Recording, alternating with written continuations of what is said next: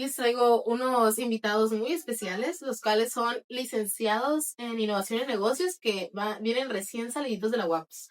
Ok.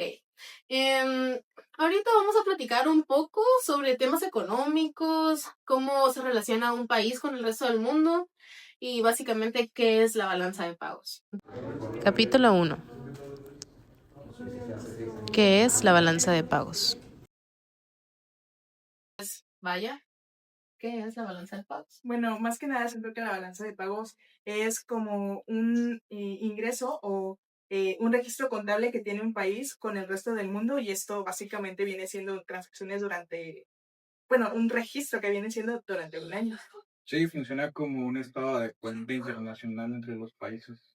Exactamente, incluye importaciones y exportaciones, es decir, lo que un país vende al extranjero o lo que compra de esos países. Incluso se pueden considerar lo que viene siendo los préstamos y las remesas. Por ejemplo, aquí en Los Cabos me doy cuenta que les interesa mucho a los del turismo que suba el dólar porque así pueden ganar más, ¿no? Pero en teoría, que sube el dólar le afecta mucho a México porque el peso mexicano va perdiendo valor. Sí, de hecho es algo muy importante.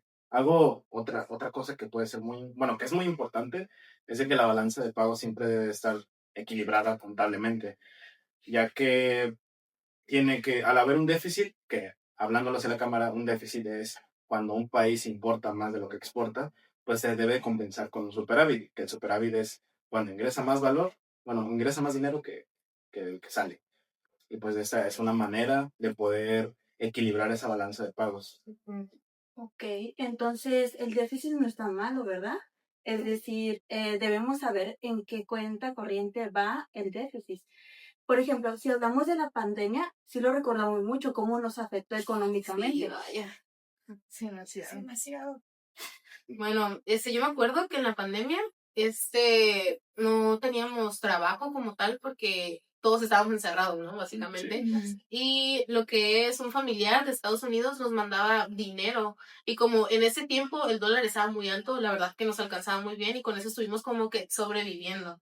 Y bueno, para las personas de la ciudad se les fue más difícil todo con respecto a la economía, la pandemia pues está consigo consecuencias muy grandes a nivel mundial, y pues principalmente para personas que viene siendo, que dependen del turismo, por ejemplo en Los Cabos, que se vio afectado en gran parte. Capítulo 2. Cuenta corriente. Así como ahorita mencionaron, vamos a ver lo que es la cuenta corriente y quiero que me mencionen más o menos qué es lo que incluye. Bueno, más que nada siento que la cuenta corriente incluye lo que son las balanzas comerciales, las rentas, los servicios, las exportaciones e importaciones de bienes y las transacciones básicamente de remesas. Sí, por ejemplo, si un país exporta más de lo que importa, genera un superávit en su balanza comercial, pues.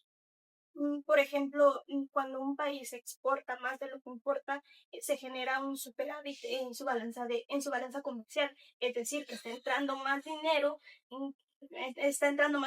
de lo que produce.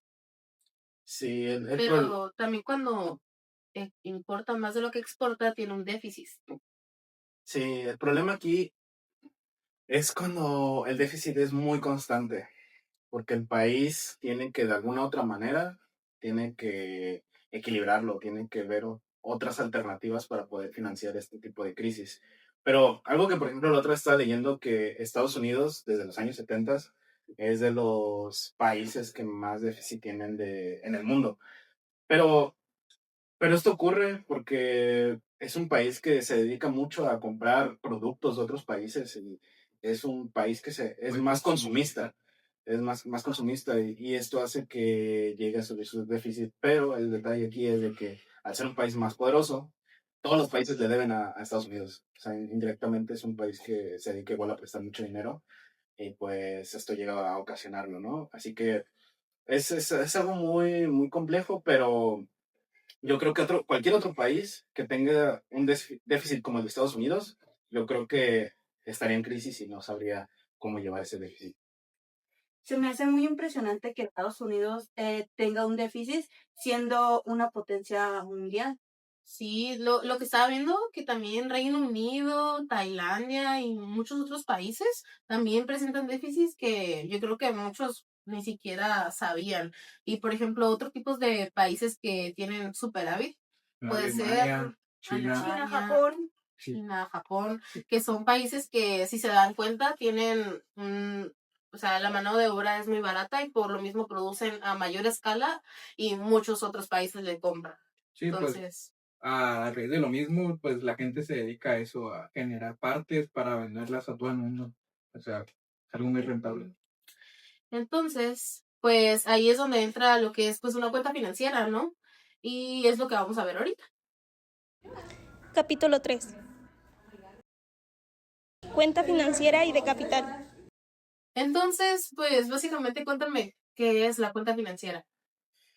Pues principalmente es la que se dedica a registrar todo lo que es la inversión extranjera directa, las inversiones de cartera, que son como los bonos y todo esto, los préstamos internacionales y la variación de reservas que se tengan en el país. Sí, básicamente el movimiento de capitales entre países.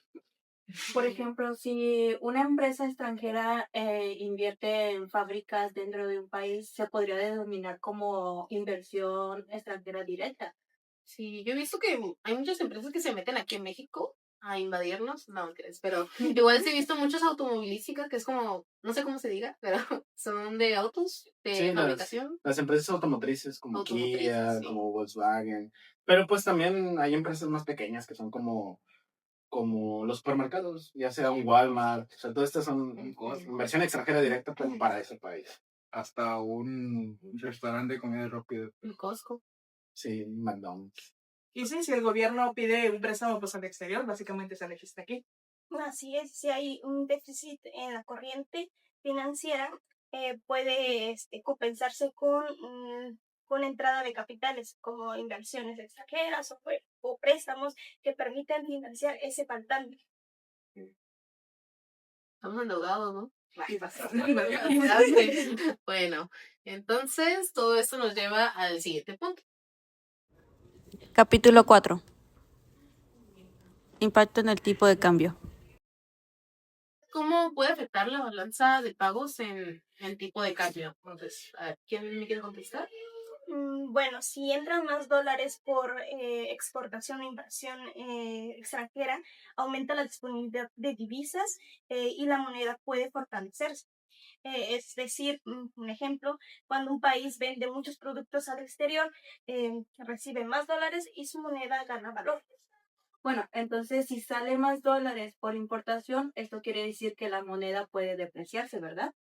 Sí, básicamente sí, ya que si nos afecta internamente nuestros precios, ya que si la moneda tiene una depreciación, pues las inversiones o las ¿Importaciones? importaciones, sí, se vuelven más caras.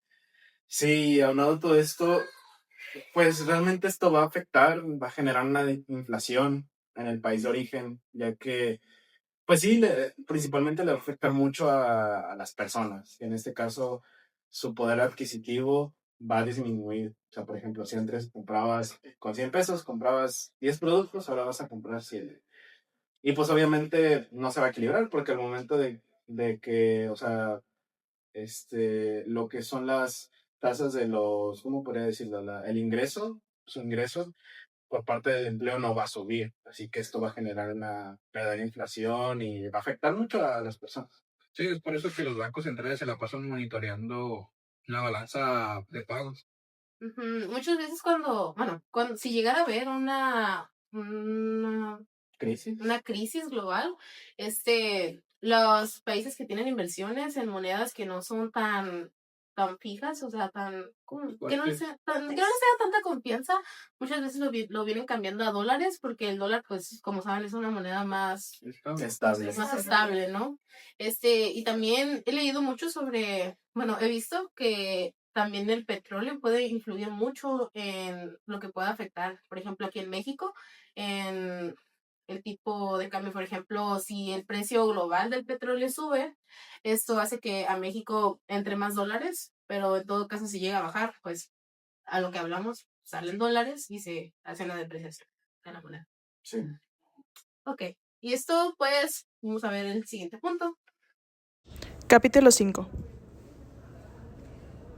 Caso práctico. Ok, así como hablamos sobre el petróleo, también pues hay otros ejemplos, ¿no? Vamos a ver otro ejemplo práctico que nos vamos a imaginar que un país depende completamente de exportar microchips y componentes electrónicos. Entonces, vamos a desarrollar esto.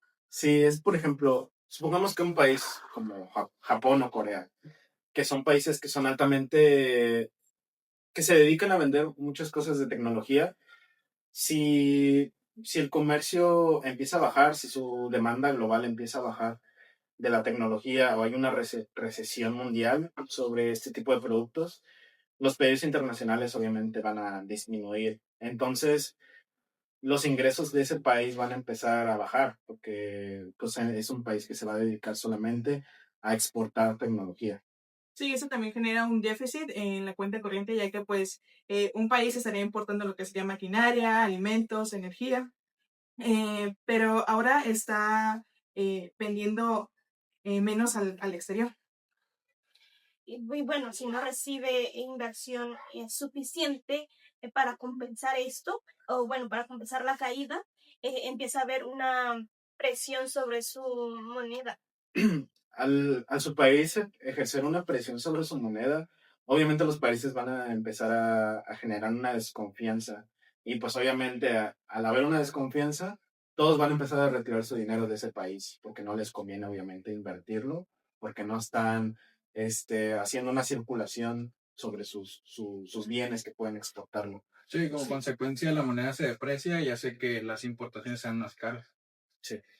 Eso puede generar inflación, ¿no? Sí, obviamente va a generar inflación para lo que es el país. Entonces, en ese momento, el gobierno y el Banco Central deben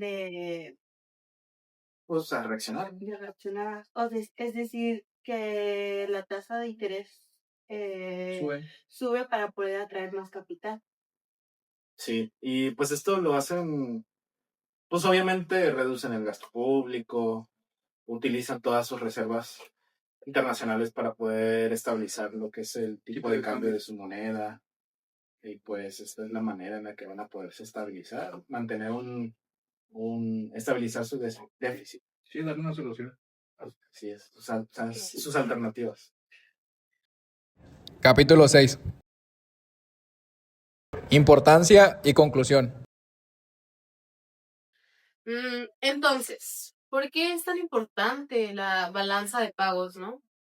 Pues porque refleja una estabilidad económica en el país.